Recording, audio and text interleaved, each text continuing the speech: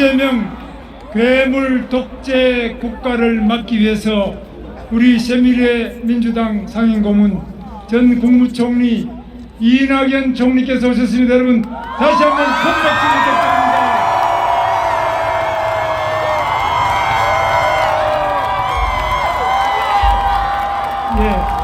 저 연설보다는 우리 이낙연 총리님 연설을 들으면 저도 정말 이 나라 장래를 더 생생하게 걱정하지 않을 수 없습니다.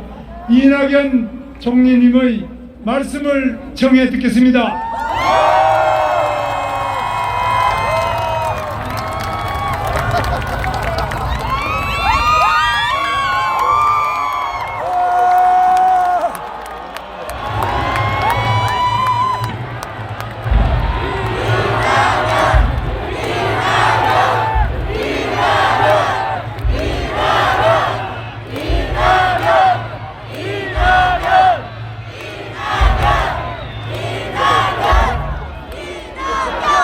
여러분 안녕하십니까?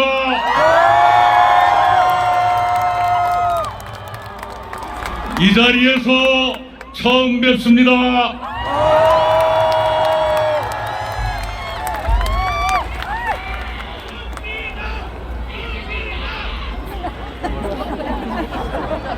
여러분 이해하시겠지만 제가 이 자리에 조금 어렵게 왔습니다.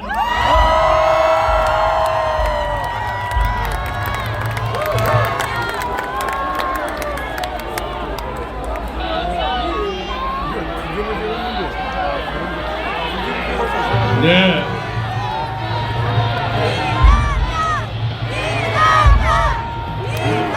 여기 있으니까 부르지 마세요.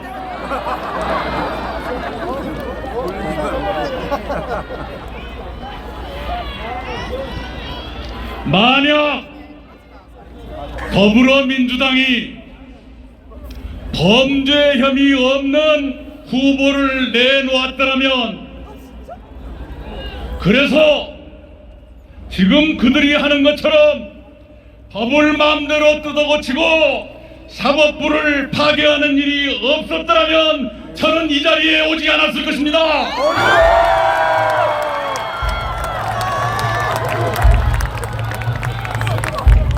그러나 민주당은 12개 범죄 혐의를 하나도 해결하지 못한 후보를 내놓았고, 그 범죄 혐의를 모두 지우려고 법을 뜯어고치고 사법부를 무너뜨리기 때문에 제가 이 자리에 오지 않을 수 없었습니다.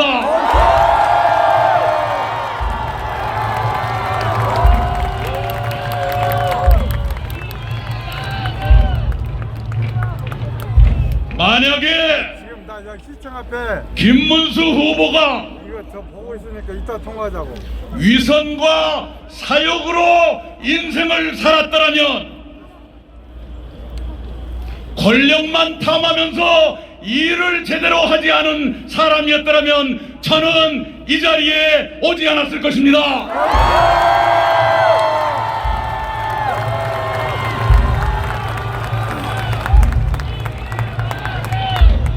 그러나 김문수 후보는 신념에 따라 가식 없이 살아왔고, 권력을 탐하지 아니하고 서민과 같은 눈높이에서 일을 제대로 해온 사람이기 때문에 제가 이 자리에 왔습니다.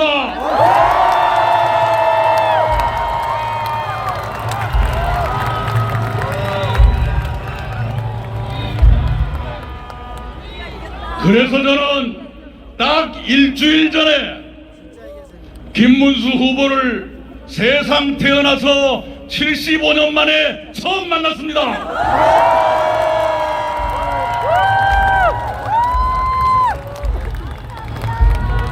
우리 두 사람은 대한민국의 운명에 대해서 많은 것을 공감했습니다. 이대로 가면 대한민국이 괴물 독재 국가로 빠질 수 있다는 우려를 공유했습니다.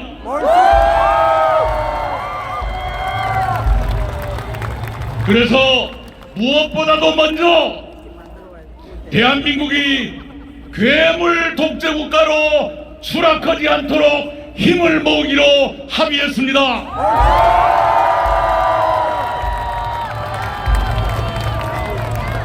나아가 우리 두 사람은 국민 통합을 위해서 공동정부를 구성해 운영한다는데 의견을 같이 했습니다.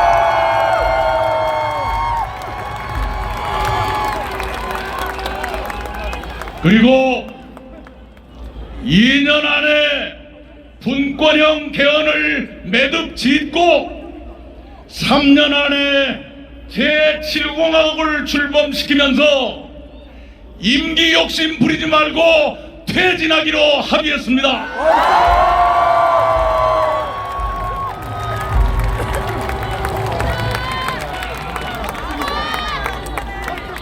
그러나 민주당은 임기를 줄일 생각이 아니라 늘릴 생각을 하고 있지 않습니까?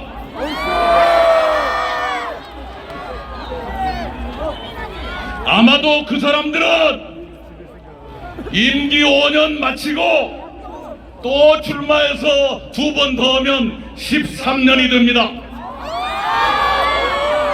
13년 동안 재임하겠다는 꿈이 없다고 누구도 말하지 못합니다. 그렇게 되면 7공화국 출범은 영영 미뤄지고 우리는 이 상태로 계속 암흑 같은 세상을 살게 되는 것 아니겠습니까?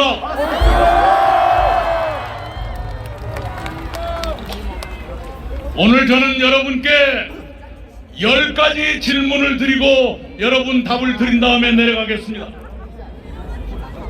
첫 번째 질문입니다. 우리는 대한민국의 순탄한 발전을 위해서 빨리 개헌을 매듭짓고 임기를 3년 안에 끝내서 다음 대통령 선거를 총선과 동시 실시함으로써 지금 같은 임기 불일치에 따른 손실과 혼란을 없애고자 하는데, 그렇게 하기 위해서 누구를 뽑아야 되겠습니까? 김문수!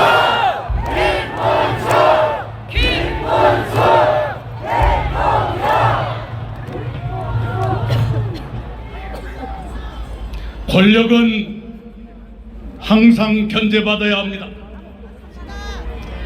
견제 없는 권력은 폭력입니다.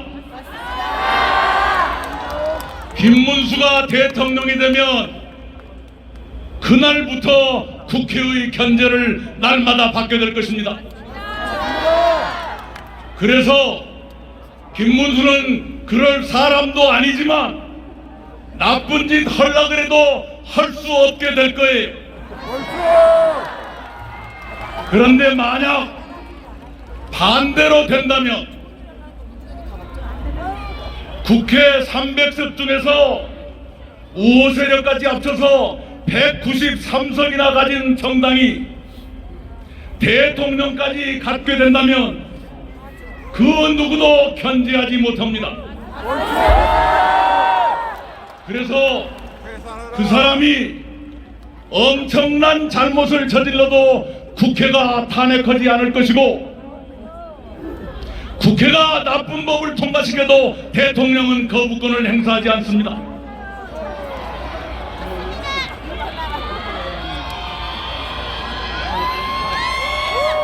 권력의 견제가 없으면 이런 불행이 생기는 겁니다. 여러분께 두 번째 질문 드립니다. 권력을 견제받게 하려면 누구를 뽑아야 됩니까?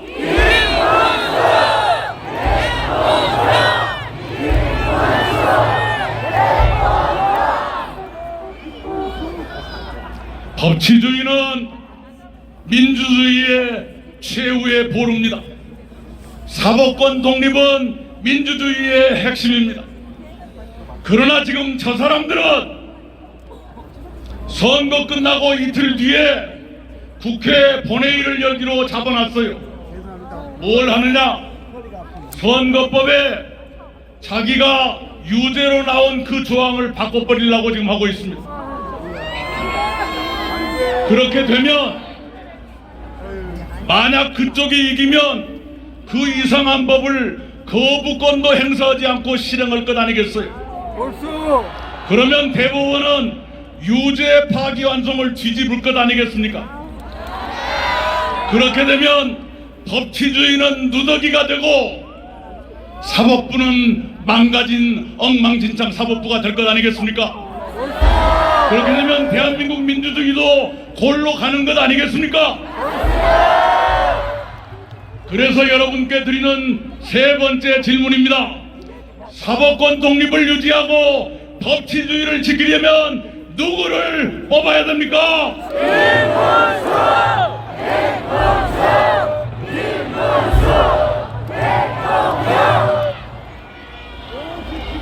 이렇게 한 사람이 입법권, 행정권의 사법권까지 장악하고 언론과 시민사회까지 위축하게 된다면 그것을 괴물 독재국가라고 저는 부릅니다.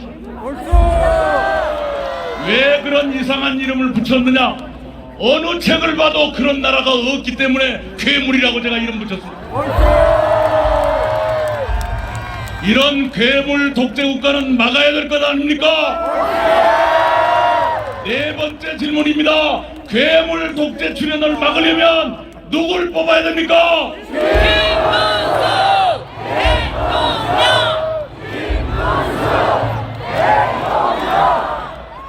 자, 지금 그 사람들은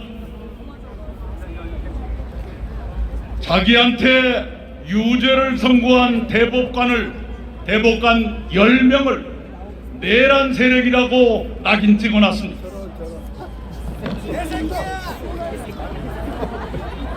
이 국민의힘 국회의원들 중에도 형사처벌을 걱정해야 되는 사람이 나올지 몰라요.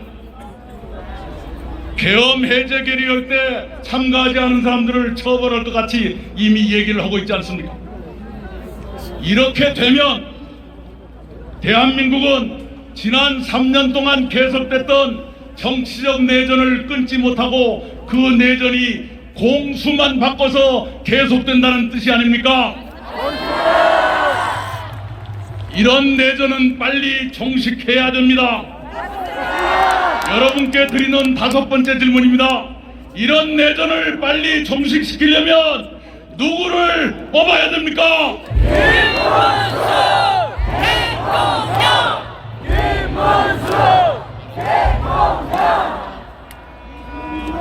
제가 10가지 질문을 드리겠다고 약속했는데 막고 재촉을 옵니다.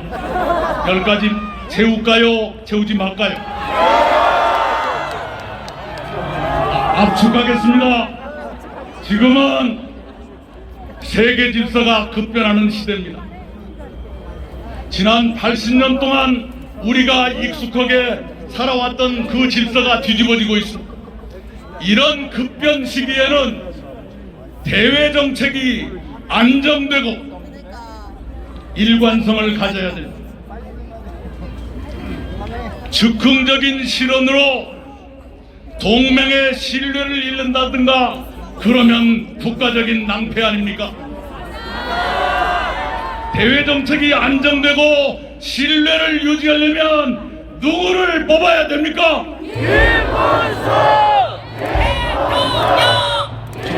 총리님, 지금 저희가 9시까지 마이크를 쓸 수밖에 없기 때문에 좋습니다. 잘못하면 우리 후보님 말씀도 못 듣습니다. 네. 죄송합니다.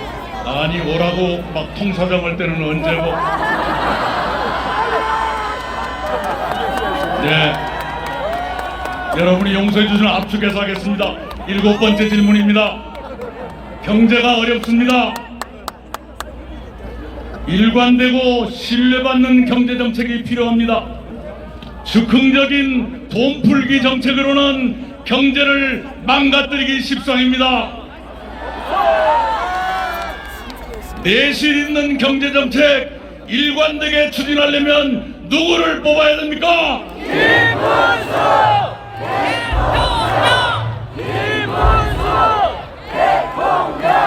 여덟 번째 질문입니다. 어떤 사람이 이 일을 제대로 할지 말지를 보려면 그 그 사람의 과거를 봐야 됩니다. 맞습니다. 두 사람 모두 경기지사로 일했습니다. 그 비교를 손학규 대표께서 잘 해주셨을 거예요. 과거로 볼 때 앞으로도 이 일을 제대로 할 사람은 누굽니까?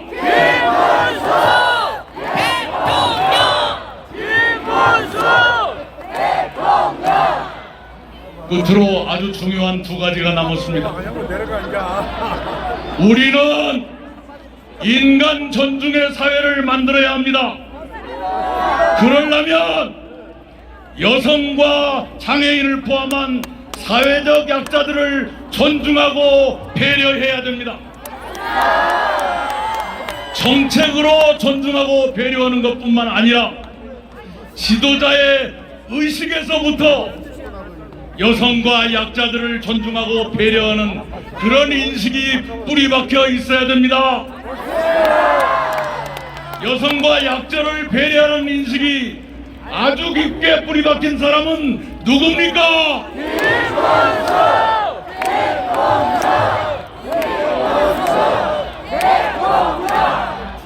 네, 그리고 마지막 10번째 질문입니다.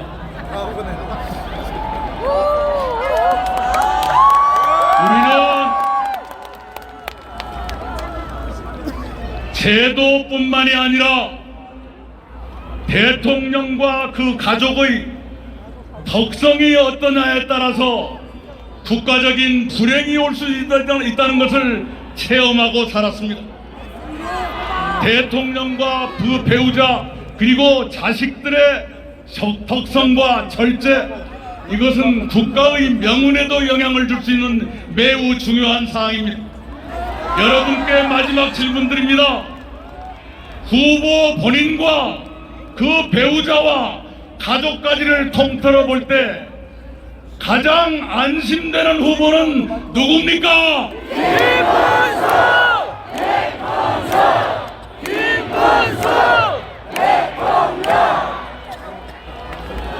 여러분이 저의 10가지 질문에 대해서 모두 정답을 맞춰주셨습니다. 그런데 정답 맞히는 것으로 끝나는 게 아니올시다. 표가 돼야 돼요. 여러분 한 분 한 분이 내일 3명 이상씩을 투표소로 모시겠다고 저한테 약속해 주시기 바랍니다. 감사합니다. 이상입니다.